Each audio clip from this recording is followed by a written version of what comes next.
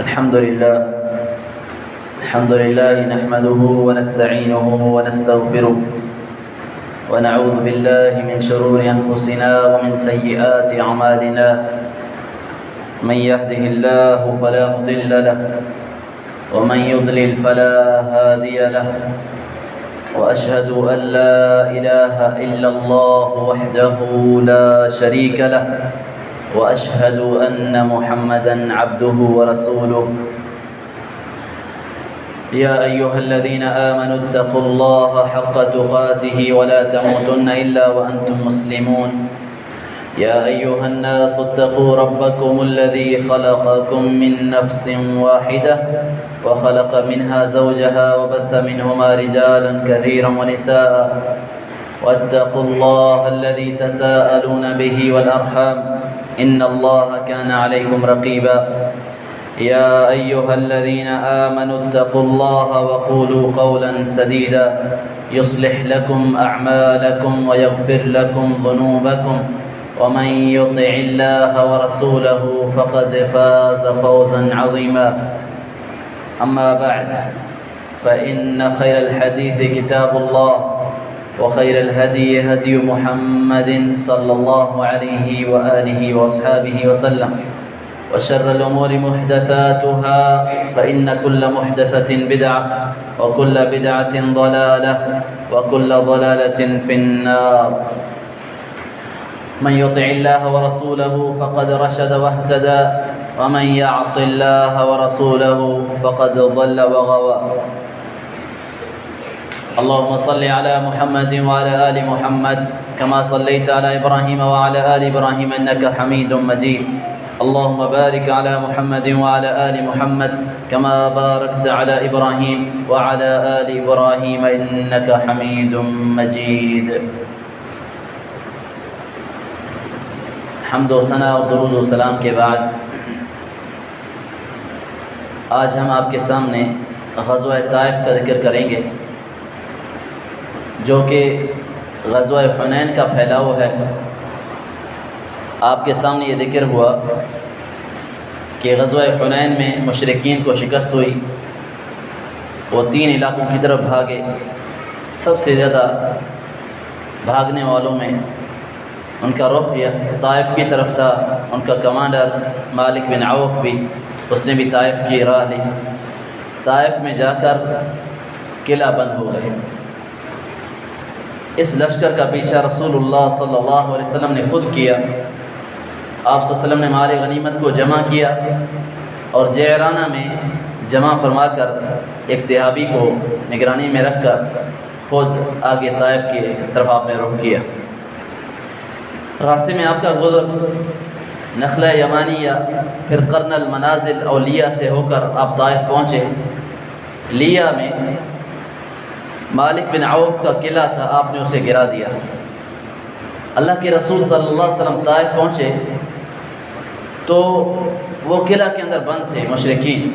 مسلمان جب وہاں پہنچے، پڑاؤ کیا قلعہ کے ساتھ، تو انہوں نے اندر سے ایسا زبردست حملہ کیا کہ معلوم ہوتا تھا بہت بڑا لشکر ہے، اور بڑا زوردار حملہ جس سے متعدد مسلمان زخمی ہوئے، 12 شہید ہو گئے۔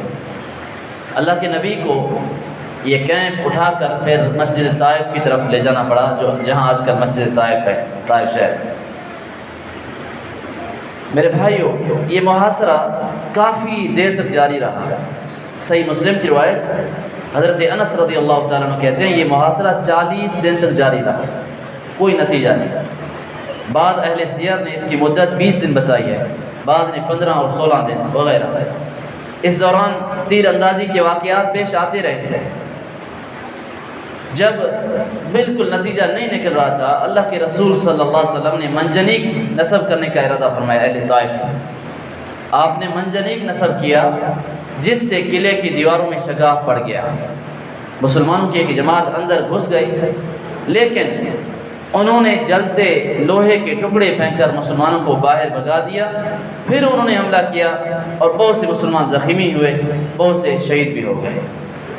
تو اللہ کے نبی نے اس موقع پر منجنیق کا استعمال کیا۔ اس سے پتہ چلا دشمن پر منجنیق کا استعمال جائز ہے، خواہ اس سے بے قصور بچے ہی مارے کیوں نہ جائیں، عورتیں بھی مرے، کوئی مسئلہ نہیں، اللہ کے نبی سے یہ عمل ثابت ہے۔ کبھی کبھار اللہ کے رسول نے یہ عمل بھی کیا۔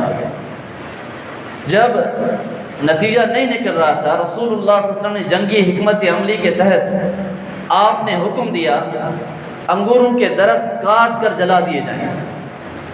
تو اس سے پتہ چلا دشمن کے درختوں کو کاٹا بھی جا سکتا ہے، دشمن کے درختوں کو کاٹ کر جلایا جا سکتا ہے، جائز ہے، اللہ کے نبی نے کیا۔ اللہ کے نبی نے جب یہ حکم دیا تو مسلمانوں نے بڑھ چڑھ کر کٹائی کر دی۔ اس پر ثقیف نے قرابت کا واسطہ دے کر، اللہ کا واسطہ دے کر اللہ کے نبی کو روکا، آپ رک گئے، آپ نے صحابہ کرام کو درختوں کو کاٹنے سے پھر روک دیا۔ حضرات، محاصرہ جاری تھا، اللہ کے نبی نے اعلان کیا، ایک منادی نے، اعلان کرنے والے نے اللہ کے رسول کی طرف سے اعلان کیا، جو غلام قلعہ سے نیچے اتر کر ہمارے پاس آ جائے آزاد ہے۔ اس پر 30 کے قریب لوگ قلعہ سے اتر کر نیچے آ گئے، مشرکین۔ انہی میں حضرت ابو بکرہ بھی تھے رضی اللہ عنہ۔ حضرت ابو بکرہ قلعے کی دیوار پر چڑھے، پھر گراری کی مدد سے نیچے آئے۔ عربی میں گراری کو بکرہ کہتے ہیں، اللہ کے نبی نے ان کا نام ابو بکرہ رکھ دیا، ان کا لقب، اس نام سے وہ بہت مشہور ہوئے۔ حضرت ابو بکرہ رضی اللہ تعالیٰ ان لوگوں میں شامل ہیں جو قلعے سے نیچے اتر کر آئے تھے۔ اس سے اہل طائف کو بڑا صدمہ پہنچا، نتیجہ کوئی نہیں، طائف فتح نہیں ہو رہا۔ اللہ اکبر۔ جب رسول اللہ صلی اللہ علیہ وسلم نے دیکھا قلعہ فتح نہیں ہو رہا اور کوئی کامیابی نظر نہیں آ رہی، آپ نے مشورے کے ذریعے، کیونکہ انہوں نے 1 سال کی خوراک بھی جمع کر لی قلعے کے اندر، آپ نے مشورہ کیا، مشورہ کرنے کے بعد آپ نے واپسی کا ارادہ کیا۔ اللہ کے نبی صلی اللہ علیہ وسلم نے حضرت عمر سے کہا اعلان کرو کل ہم واپس ہوں گے۔ سیدنا عمر نے اعلان کیا ہم کل انشاءاللہ واپس ہوں گے، اللہ کے نبی کا یہ پیغام تھا۔ اس پر بعض صحابہ کرام نے جو ہے ان پر یہ بات گراں گزری، انہوں نے کہا طائف فتح ہوا نہیں اور ہم واپس جائیں، یہ نہیں ہو سکتا۔ تو رسول اللہ صلی اللہ علیہ وسلم نے فرمایا ٹھیک ہے کل پھر چلیں گے لڑائی پر۔ صبح ہوئی، مسلمان لڑائی پر گئے، چوٹ کھانے کے سوا کچھ حاصل نہیں ہوا۔ اللہ کے نبی نے پھر فرمایا ہم انشاءاللہ کل واپس ہوں گے۔ اس پر مسلمانوں کے اندر خوشی کی لہر دوڑ گئی، مسلمانوں نے سامان سفر باندھنا شروع کیا۔ اللہ کے نبی یہ کیفیت دیکھ کر مسکراتے رہے۔ اللہ کے نبی جب واپس ہونے لگے طائف سے، آپ سے کہا گیا اللہ کے رسول ثقیف پر بد دعا کر دیں، ثقیف پر بد دعا کریں۔ آپ نے اپنے ہاتھوں کو اٹھایا، آپ نے فرمایا اللہ ثقیف کو ہدایت دے، اللہ ثقیف کو ہدایت دے اور انہیں اسلام جیسی نعمت سے مالا مال کر کے ہمارے پاس بھیج دے۔ اللہ کے نبی کی یہ دعا قبول ہوئی، بہت جلد قبول ہوئی۔ آپ مدینہ پہنچے، غزوہ تبوک کے لیے گئے، واپس آئے، ثقیف کا وفد اللہ کے نبی کے پاس مدینہ میں پہنچ گیا، چند شرائط رکھے، مسلمان ہو گیا، طائف مسلمان ہو گیا۔ اذا جاء نصر اللہ والفتح ورأيت الناس يدخلون في دین اللہ افواجا، اسلام میں فوج در فوج لوگ داخل ہوتے گئے فتح مکہ کی بات۔ اللہ کے رسول صلی اللہ علیہ وسلم واپس ہوئے، آپ جعرانہ پہنچے جہاں مال غنیمت جمع تھا، ڈھیر لگا ہوا، 6000 قیدی، بہت سا مال۔ اللہ اکبر۔ اللہ کے نبی رحمت للعالمین نبی وہاں آ کر رک گئے۔ بعض مسلمانوں کی نظریں آپ پر کہ آپ مال غنیمت کو تقسیم کرنا شروع کر دیں، آپ رکے رہے، تقسیم نہیں کر رہے۔ وجہ کیا ہے؟ تاکہ بنو حوازن اور بنو ثقیف کے لوگ توبہ کر کے آ جائیں، اپنا کھویا ہوا سب کچھ واپس لے جائیں۔ اسلام میں جنگ کا مقصد یہ ہرگز نہیں، اللہ کے نبی نے جو جنگیں کی مقصد خون اور قتال لڑائی نہیں تھی، نہ ہی مال غنیمت کو حاصل کرنا تھا، بلکہ اسلام اور ایمان، وہاں ایمان جو ہے اسلام کی دعوت دینا مقصد تھی۔ اللہ کے رسول بیٹھے ہیں، آپ مال غنیمت کو تقسیم نہیں کر رہے، ہو سکتا ہے بنو حوازن کے لوگ آ جائیں، اپنا کھویا ہوا مال واپس لے جائیں، لیکن بہت زیادہ دیر تک رکے رہنے کے بعد اللہ کے نبی نے مال غنیمت کو مسلمانوں کے درمیان تقسیم فرما دی۔ اللہ اکبر۔ آپ صلی اللہ علیہ وسلم نے کس طرح تقسیم کیا؟ سب سے زیادہ مؤلفۃ القلوب، تالیف قلب کی وجہ سے نئے مسلمانوں کو آپ نے بہت زیادہ نوازا، بہت زیادہ نوازا۔ مثلا سیدنا ابو سفیان کو اکیلے کو 300 اونٹ، اس کے علاوہ چاندی ان کو ملے۔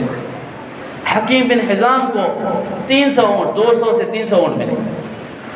صفوان بن امیہ نے 100 اونٹوں کا سوال کیا، آپ نے دیا، اس نے پھر کیا، آپ نے پھر دیا، 300 اونٹ اکیلے صفوان بن امیہ۔ کچھ لوگوں کو 50-50 اونٹ نئے مسلمان، اور کچھ کو 40-40 اونٹ، حتیٰ کہ کہنے والوں نے کہا محمد صلی اللہ علیہ وسلم اتنا دیتے ہیں، ان کو فکر کا اندیشہ ہی نہیں۔ اس طرح آپ کے اوپر اعرابی ٹوٹ پڑے مال غنیمت کو حاصل کرنے کے لیے، آپ صلی اللہ علیہ وسلم کو ایک درخت کی جانب سمیٹنے پر مجبور کر دیا، آپ کی چادر ایک درخت کے پاس پھنس کر رہ گئی۔ آپ نے فرمایا لوگو میری چادر مجھے دے دو، اس ذات کی قسم جس کے ہاتھ میں محمد کی جان ہے صلی اللہ علیہ وسلم، اللہ کی قسم اگر میرے پاس تہامہ کے درختوں کی تعداد میں چھپائے ہوں، میں ان کو تمہارے درمیان تقسیم کر دوں گا، نہ تم مجھے بزدل پاؤ گے، نہ جھوٹا نہ بخیل، میں سب کچھ دے دوں گا۔ اللہ کے نبی کو بہت زیادہ ان کو جو ہے یہاں مشکلات آئیں۔ آپ نے مال غنیمت کو تقسیم کیا مؤلفۃ القلوب کے درمیان، اس کے بعد باری آئی عام مسلمانوں کی، پھر اب باقی مال غنیمت عام مسلمانوں میں تقسیم کیا۔ جب حساب لگایا گیا ہر مسلمان کو 4 اونٹ اور 20 بکریاں ہیں، شاہ سوار کو 40 اونٹ 120 بکریاں۔ اللہ اکبر، اللہ کے نبی کا یہ تقسیم کا انداز بہترین تھا۔ آپ نے اس مال غنیمت کے ذریعے نئے مسلمانوں کا دل جوڑا تھا تاکہ وہ ایمان سے مانوس ہو کر اسلام کے لیے مخلص بن جائیں، آپ کا مقصد یہ تھا۔ لیکن کچھ لوگوں کی زبانوں پر حرف اعتراض آ گیا، خصوصاً انصار نے اعتراض کیا اس موقع پر، انصار صحابہ۔ اللہ اکبر، نبی کریم صلی اللہ علیہ وسلم پر اعتراض یہ کیا کہ اللہ کے نبی اپنے قوم سے مل گئے ہیں، اور آپ یاد رکھیں، آپ کو یہ بتاتا چلوں، حنین کے ان مال غنیمت سے انصار کو تقریباً محروم رکھا گیا، ان کو مال غنیمت نہیں ملا۔ وہ دیکھ رہے تھے جنہوں نے مشکل کے وقت جن کو پکارا گیا تھا انصار کو، وہ پہنچے تھے، اور جو بھاگنے والے تھے نئے مسلمان، ان کو بہت زیادہ مال غنیمت ملا اور ان کو نہ ملا، ان کے دل غمگین تھے۔ ابو سعید خدری رضی اللہ عنہ کہتے ہیں، ابو سعید خدری کہتے ہیں اللہ کے نبی نے جب قریش کو اور قبائل عرب کو عطیے دیے تو انصار کے درمیان چہ مگوئیاں شروع ہو گئی۔ کہنے والوں نے یہاں تک کہا کہ اللہ کی قسم رسول اللہ صلی اللہ علیہ وسلم اپنی قوم سے مل گئے ہیں، آپ نے ہمیں نہیں دیا۔ سعد بن عبادہ انصار صحابہ کا سردار اللہ کے نبی کے پاس آئے، اللہ کے رسول اس طرح انصار کہہ رہے ہیں، وہ غمگین ہیں، آپ کے اس انداز پر تقسیم پر جو ہے پریشان ہے، مال غنیمت آپ نے جیسا تقسیم کیا۔ آپ صلی اللہ علیہ وسلم نے پوچھا سعد تمہارا کیا خیال ہے، تمہارا کیا خیال ہے؟ سعد نے کہا اللہ کے رسول میں بھی اپنے قوم کا ایک فرد ہوں۔ آپ نے فرمایا اچھا تو اس جھونپڑی میں اپنے ساتھیوں کو جمع کرو۔ انصار صحابہ جمع ہو گئے ایک جھونپڑی میں، کچھ مہاجرین آئے ان کو آنے دیا گیا، کچھ دوسرے آئے ان کو روکا گیا، انصار سب جمع ہیں، کچھ مہاجرین صحابہ بھی ہیں۔ آپ صلی اللہ علیہ وسلم کے پاس سعد بن عبادہ آئے، اللہ کے رسول انصار آپ کے منتظر ہیں، آپ تشریف لائیں۔ پیارے نبی صلی اللہ علیہ وسلم تشریف لے گئے، آپ نے اللہ کی حمد و ثنا بیان کی، پھر آپ نے خطبہ دیا، بہت ہی عظیم خطبہ۔ آپ صلی اللہ علیہ وسلم نے فرمایا انصار کی جماعت تمہاری یہ کیا ناراضگیاں کہ شکایتیں مجھ تک پہنچی، کیا مسئلہ ہے؟ اللہ اکبر، انہوں نے کہا اللہ کے رسول کوئی مسئلہ نہیں، آپ کے سامنے کچھ نہیں کہا انہوں نے۔ آپ صلی اللہ علیہ وسلم نے فرمایا پوچھا تمہارے کیا شکوک ہیں، کیا شکایات ہیں؟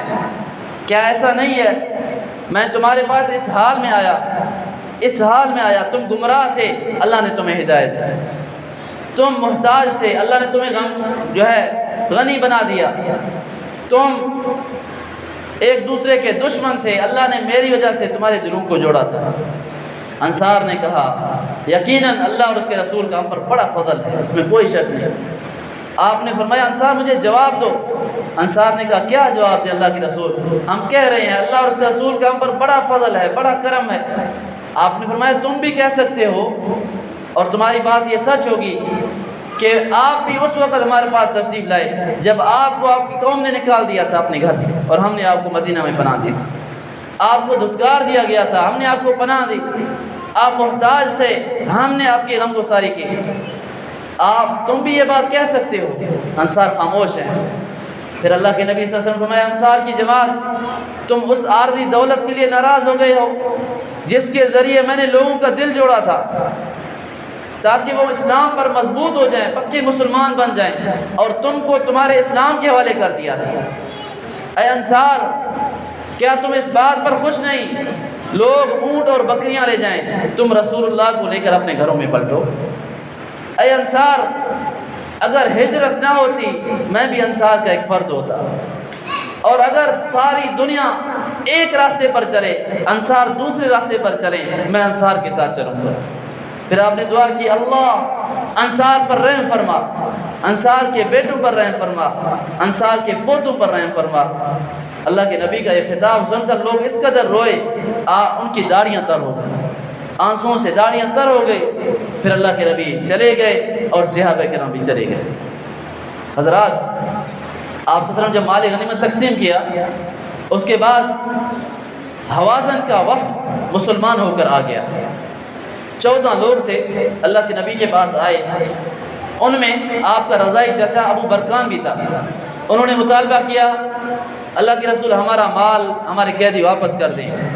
پیارے نبی نے فرمایا اور اس طرح مسکینی کے انداز میں سوال کیا کہ دل ٹوٹ کر رہ جائے، اتنے معصومانہ انداز میں انہوں نے سوال کیا۔ اللہ کے نبی نے فرمایا تم نے کچھ دیر کر دی، بہرحال تم اس طرح کرو کہ تمہیں کیا چاہیے، مال غنیمت یا پھر قیدی؟ انہوں نے کہا ہمیں ہمارے قیدی واپس کر دیں بھی کافی ہے۔ آپ نے فرمایا پھر ظہر کی نماز جب میں ادا کروں تم کھڑے ہو جانا اور یہ باتیں دہرانا۔ چنانچہ انہوں نے ایسا کیا، اللہ کے نبی نے اعلان کیا صحابہ موجود ہیں، آپ نے کہا میں اپنا حصہ اور عبد المطلب کا حصہ ان کو واپس کر رہا ہوں، یہ مسلمان ہو کر آ گئے ہیں اور میرا مقصد بھی ان کے تاخیر کا مقصد بھی یہی تھا۔ پھر اللہ کے نبی صلی اللہ علیہ وسلم نے جب یہ کہا انصار مہاجرین جن کو یہ مال غنیمت ملا تھا انہوں نے بھی کہا اللہ کے رسول ہمارا سب کچھ آپ کے حوالے ہے، آپ واپس کر دیں۔ پھر کچھ صحابہ رک گئے، پیارے نبی نے ان سے کہا کہ اگر بعد میں مال غنیمت آیا تو تمہیں ایک کے بدلے 6 ملیں گے، لہذا اب یہ قید ان کو واپس کر دو۔ چنانچہ سب صحابہ نے بنو حوازن کے لوگوں کو واپس کر دیا۔ اس طرح اللہ کے نبی صلی اللہ علیہ وسلم نے ان کے قیدیوں کو بڑے اچھے انداز میں رخصت کیا۔ آپ نے ہر قیدی کو ایک قبطی چادر عطا فرما کر ان کو ان کے حوالے کر کے ان کو واپس کر دیا۔ یہ تھا غزوہ طائف جو غزوہ حنین کا پھیلاؤ تھا، جس میں تقریباً اللہ نے مسلمانوں کو فتح دی تھی، اگرچہ کوئی نتیجہ نہیں نکلا تھا۔ پھر اللہ کے نبی کی دعا کی برکت سے یہ اہل طائف سب مسلمان ہو گئے، ہو کر جو ہے مدینہ پہنچے تھے۔ اللہ رب العالمین سے دعا ہے اللہ مجھے سیرت النبی صلی اللہ علیہ وسلم کو پڑھنے اس کے مطابق زندگی گزارنے کی آپ سب کو جو ہے ہم سب کو زندگی گزارنے کی توفیق عطا فرمائے، صحابہ کرام سے محبت ہمارے دلوں میں ڈال دے، ان کی نقش قدم پر چلنے کی توفیق عطا فرمائے۔ اقول ما سمعتم واستغفر اللہ لی ولکم وآخر دعوانا الحمد للہ۔